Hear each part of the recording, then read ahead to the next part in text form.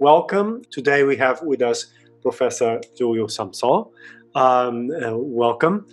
And he will be sharing with us his knowledge of John North, who was and still is a very reputed historian of astrology and has produced works that are today still cornerstones for those who want to study this discipline.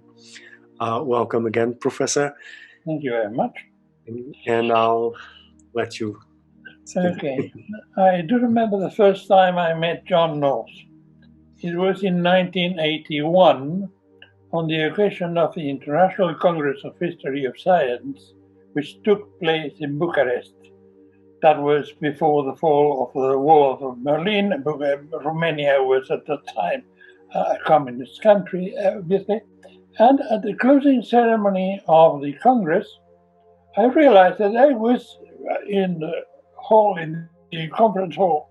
I was sitting beside John North precisely. So I began to talk to him. I was very interested in him for purely selfish reasons.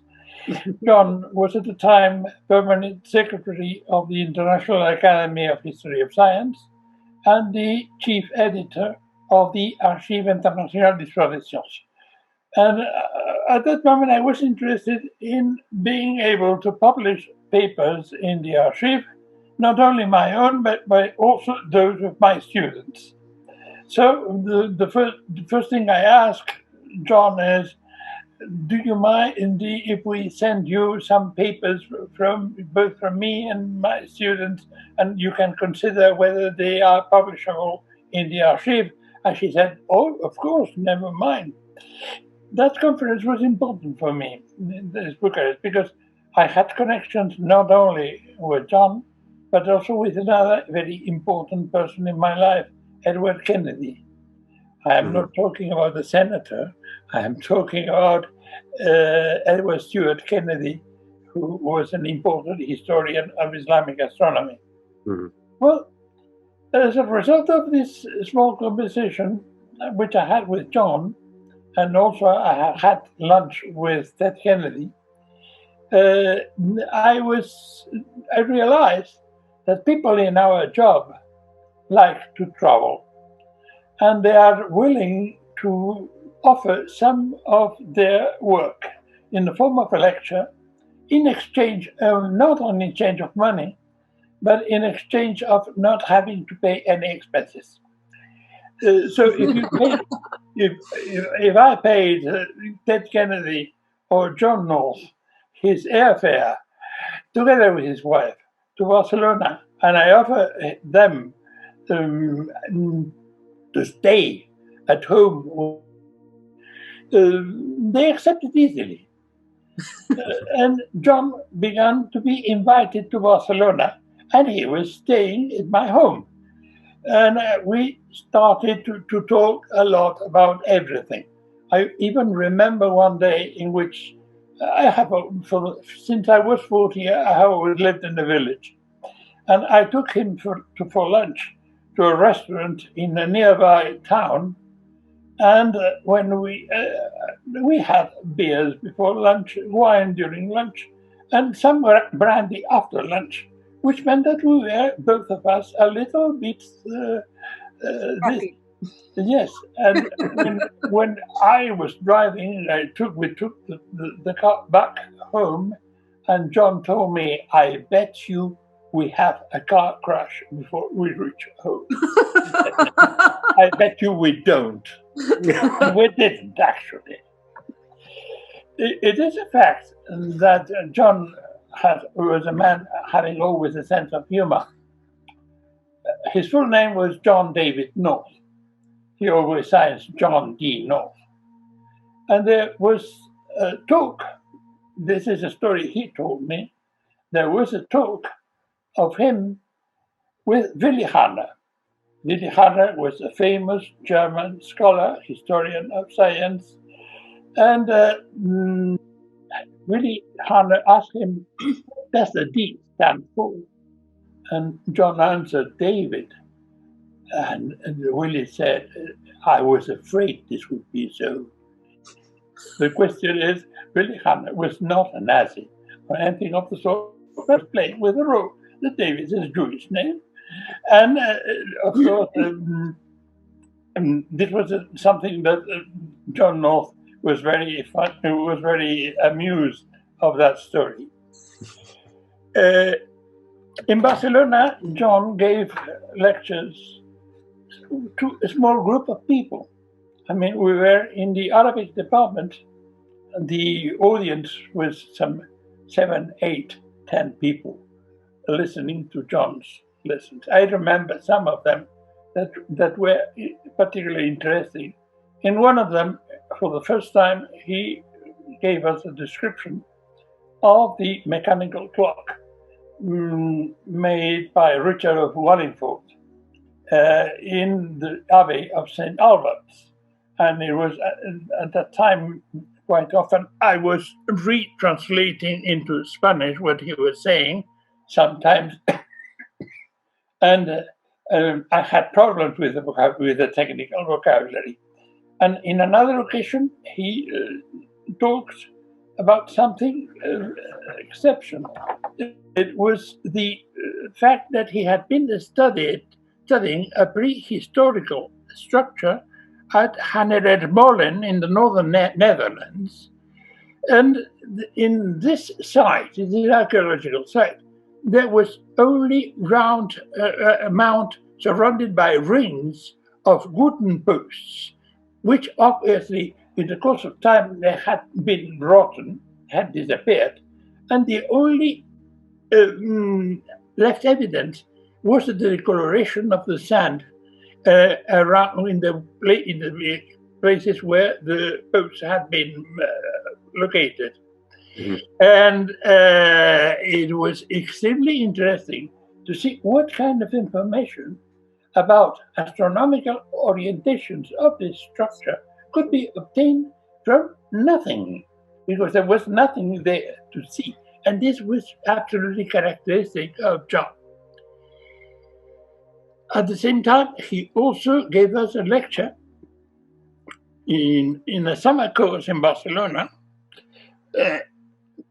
on Chaucer's astronomy, which was the topic of one of his most famous books.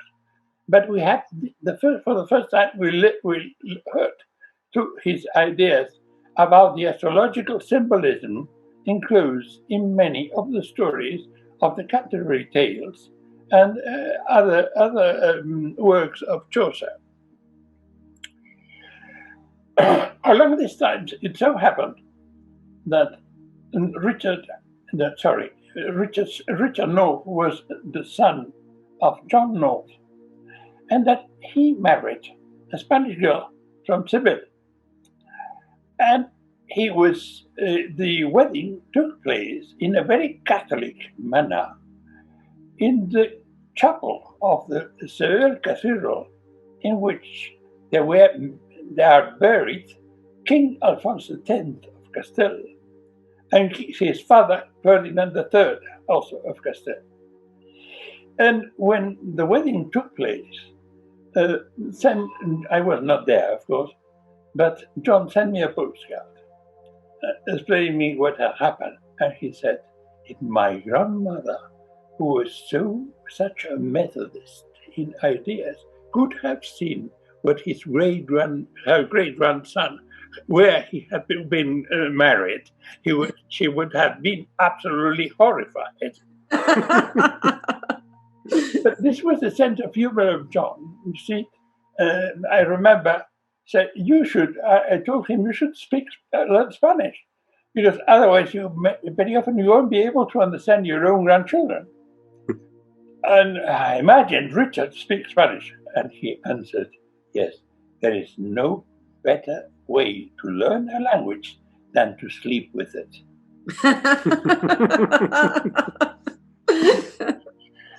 That's a very good tip. In 1992, this was the year in which we in Spain were famous. 1992 was the conquest of Granada, was the arrival to America, was also not very nice, the expulsion of the Jews, the question is there were many cultural activities, and one of them was the celebration of a symposium in the history of Arabic science in Granada. I went there to the opening session, but at the same time I was preparing, I had an exhibition on the scientific legacy of Al-Andalus in Madrid, in the National Archaeological Museum. And I had to go because things were arriving on these days. So the objects that were to be on the exhibition were arriving there. So I had to go away. And I had seen the topic on which John was going to talk. And the topic was, but just who wrote the Alphonsine tables? Mm. At that time, there was a discussion, mainly with Emmanuel Poul, who had the French scholar who had decided that the Alphonsine tables had no connection at all with Alphonse X, that they were done in Paris between 1320 and 1330, and that the Spaniards had nothing to do with it. And as I was going away and I couldn't listen to the talk, John's talk, I asked him, just tell me, John, who wrote the Alphonsine tables? And he answers, Julio, who paid my airfare from London to Granada? Who is paying for my hotel? The French? No, the Spaniards. Therefore, the Alphonsine tables were made in Toledo by the group of astronomers of Alphonse X. The kind of joke John enjoyed. Yeah. This man had a good background in astronomy, mathematics, physics, and philosophy. And an important stage on his life was the time in which he began working at the Oxford Museum of History of Science. And for him, at that moment, he was extremely interested in astronomical instruments, and this was the result of his work at the museum. But later on, in 1977, he got a professorship of history of science and philosophy in the University of Groningen in the Netherlands. Mm-hmm. and this was a place, he had a house there. And whenever I went to the Netherlands, I stayed with him in the same way as he stayed with me in Spain. I mean, I spent many, for example, from Groningen, I went to Aarhus with John in order to attend the conference in honor of the retirement of a very important fellow who was a good friend of John also, Olaf Pedersen. Olaf Pedersen, who wrote the famous book, Survey of the Almagest. Mm-hmm. In around 1987, he was very sad about what happened. The chair of history of science in Oxford University was opened, and he was one of the candidates. It so happened that he didn't get the job, and he had been living in Oxford. His place in England was Oxford. He had a house there, and all he wanted was to become professor at Oxford University and be able to leave Groningen. But he was not given the job. The fellow the scholar who got the position is an excellent scholar. But John had an advantage that the people of the commission didn't appreciate enough. John is the only historian I know who is able to write a book on 20th century cosmology, which this was his first important book. And he goes from 20th century cosmology to prehistory. His book, for example, on Stonehenge, which is this book, his book on Stonehenge. In the middle, he worked a lot on the Middle Ages, and he also finished by writing in two editions. general history of astronomy. So if you want a professor who is a professor of history of science, John was the kind of person to be accepted because he could speak from prehistory to the 20th century with the absolutely competent way. But he wasn't given the job, and this was very sad for him. And never mind. In 1999, he retired from Groningen University, and his retirement was absolutely spectacular. An enormous meeting in the Great Hall of the university, chaired by the rector of the university, the mayor of the city, everybody was there. And on that occasion, I am told that I am supposed to give the laudatio of John North. You just imagine, in a Dutch atmosphere, a Spaniard speaking bad English and having to talk to all these people. Well, never mind. After this, he offered a dinner to about 100 people were there. And he told me it is very expensive to retire. Because it cost him quite a lot of money, but never mind. In 2005, he had cancer for the first time. And it so happened that at that time I was sending him by snail mail, obviously. We had no, at that time, computers were not so common. And I used to send him my papers for him to revise before sending them to a publisher. And he gave me the answer, and on the phone he said, it has been difficult for me to revise this paper because tomorrow they are going to cut half of my bowels. And he recovered. After chemotherapy, he recovered. And I met him, for example, we organized a meeting, the both of us, with his wife Marianne in Paris.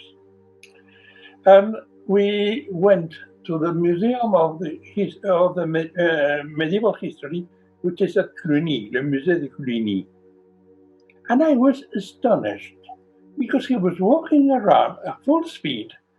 And I was 8 years younger than him. I couldn't follow him. But I said, this man is well. And after this, we had lunch and ate oysters together, the three of us, I mean, John, Marion, and me. And this worked. In 2007, I went to visit him to Oxford. I had a meeting in Paris, and therefore I thought, well, Paris, London, nowadays is fairly easy, so I go to London, then to Oxford, and spend one night there and see John. He was fairly well. But obviously, in 2000, and immediately after this, he had the second cancer. And in this time, since he had cancer, I was phoning him every Sunday afternoon. We had long talks on the phone. And this second time, he was absolutely in very low spirits. He didn't want to go through chemotherapy again. I tried to convince him to do, and he did, but this time it didn't work. He died. He died the 31st October 2008. And I knew because his son Richard phoned me. He knew that I was a very good friend of his father, and I knew the same day that he had died. Afterwards, I went to Oxford for his burial, and that was the end of the story. Now, concerning some words about his work. On the occasion of his retirement in 1999, his two disciples, Lodi Nauta and Nacho van der Schat, edited a manuscript entitled, a very accurate title, Between Demonstration and Imagination. And this is exactly what John's work proves. Demonstration. On one side, he is extremely competent mathematically, and he can do with mathematics whatever he likes. He has another characteristic. He was one of the first to use a computer, but not the way I use it, which is just by using somebody else's work. He learned how to make software, and he designed his own software. At the same time, I don't know what he did, but he had a computer that was not a standard one. He had combined the best pieces he could get and made a mixture of everything. And he said, my computer is much better than those there. So the problem is that it is not compatible with the others. And he had this kind of problem. His works, he was showing demonstrations are, for example, his edition of Richard of Wallingford's works in 1976. And this is the only one of his books I do not have, because this was before we met for the first time. But he won in 2005, he prepared a sort of book on the same topic, on Richard of Wallingford, which was called, I don't know if you say it, God's Clockmaker. Yes. And this is a book in which he somehow simplifies. Richard of Wallingford, the book he published in 76, was a critical edition of the works of the. Here it is just a very clear exposition of the importance of Richard of Wallingford. And this is purely astronomical and mathematical, in which he describes, for example, not only St. Alban's clock, but also the Alban and Equatorium, and other kinds of instruments that were described by us. The second one showing this is the one you know, Horoscopes and History. Yes. And if you see, this is the book in my possession that is in a worst state. That I have been reading it and rereading it for years. This book has something which is important. At the end, a computer program to be able to divide, to analyze the division of the houses in a particular horoscope, and then extract from this the latitude for which they have been completed, the hour of the day, and it is an extremely useful thing.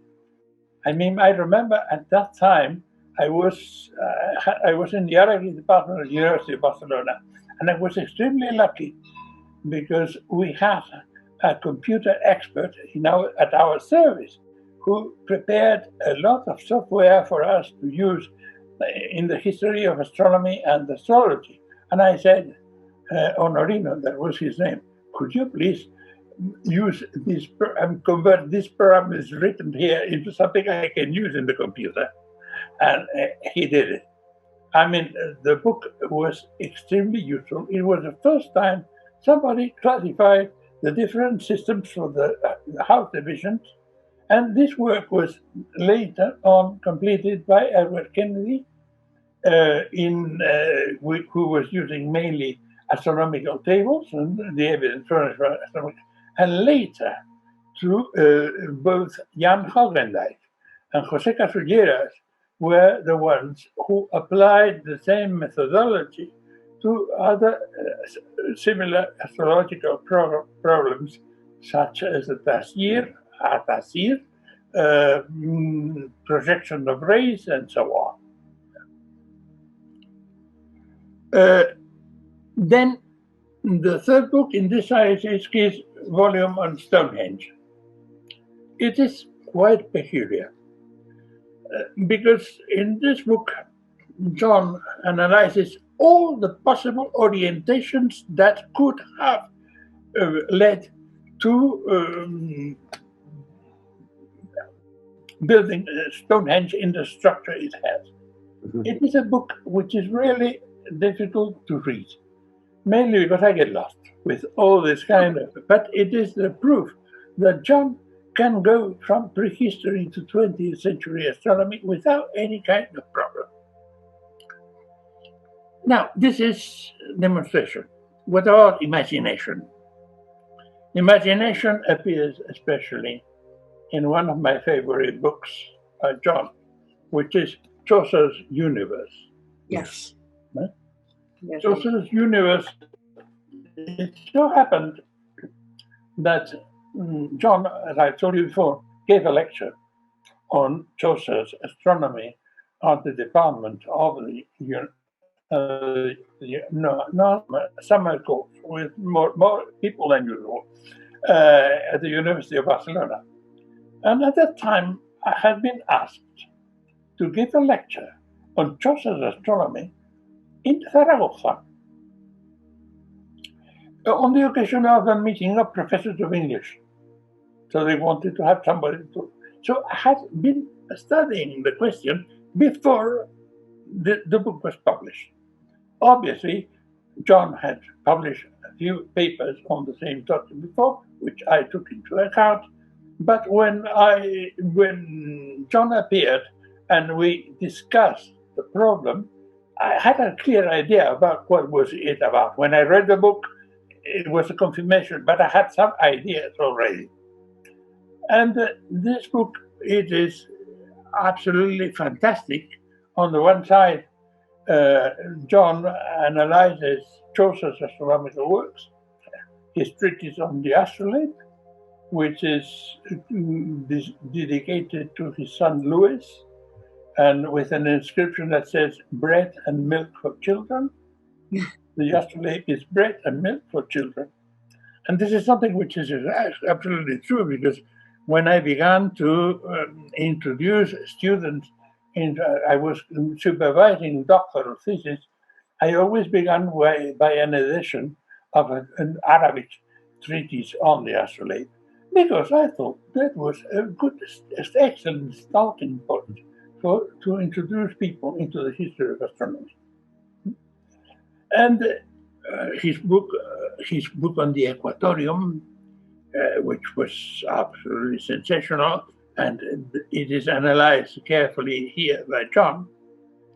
And concerning the astronomical and astrological imagery, which appears in the tales, not only in the Canterbury Tales, but also in other books by Chaucer, I mean, John was fantastic. You can believe it or not, but his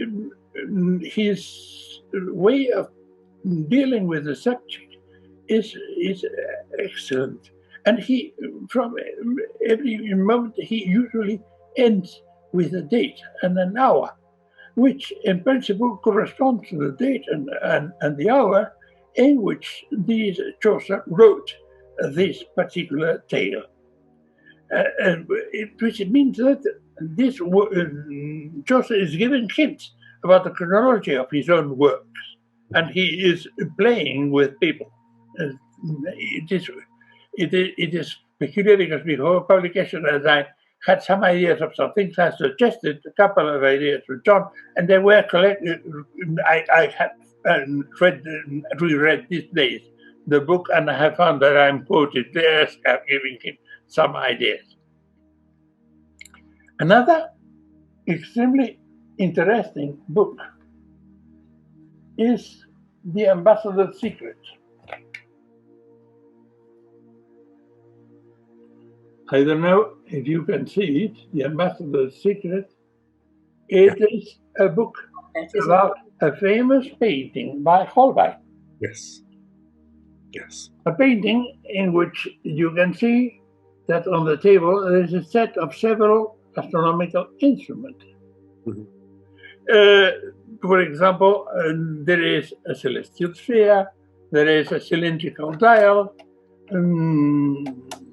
It is a pity that the images are not very good in order to send them there, but there is a cylindrical dial, a torquetum, a polyhedral dial, a geographical sphere, and so on. And also there is a crucifix in the left, on top of the image Mhm. here. There's a crucifix. And there is a most peculiar skull Mhm. over there, Yes. which is John Gossip describes it as a distorted skull. Yes. So, what is John doing with this? He does marvelous things, although some of them I don't believe them at all, but never mind. I mean, John is, it is very peculiar that, and this is something that can be believed.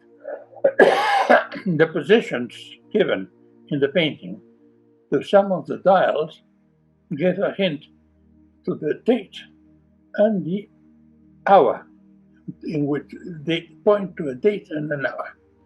The date is Good Friday of year 1533. The latitude is London. Mhm. And the hour is about 4 p.m.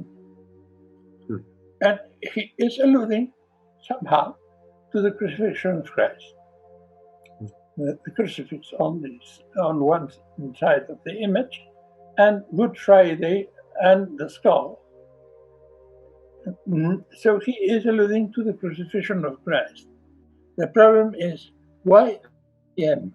Why the hour?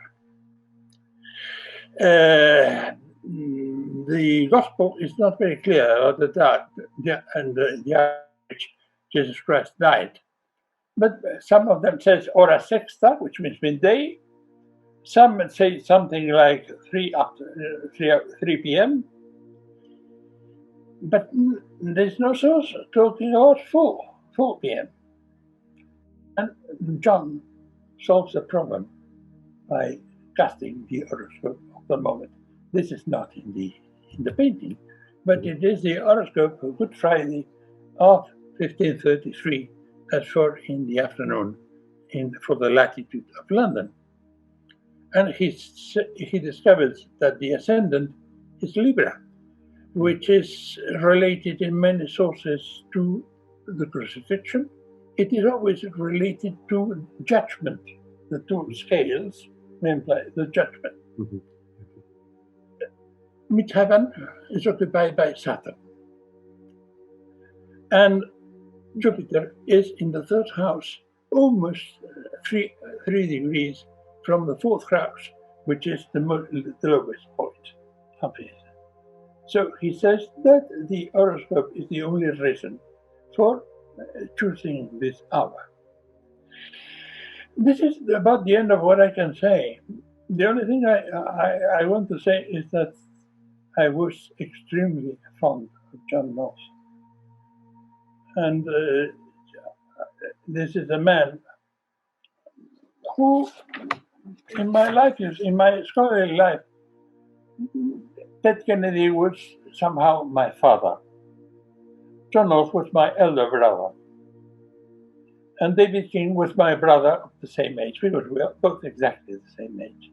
So these are these three people from outside Spain who have really contributed enormously to my work and to whom I am absolutely grateful. And this is the end of the story. Thank you, Professor. Thank you for sharing Thank this you. with us. I think it's a lovely testimony And very touching. and very touching, yes, to not only the band, the impact that it had in your life and in the life of the academia with all his work and his fabulous research.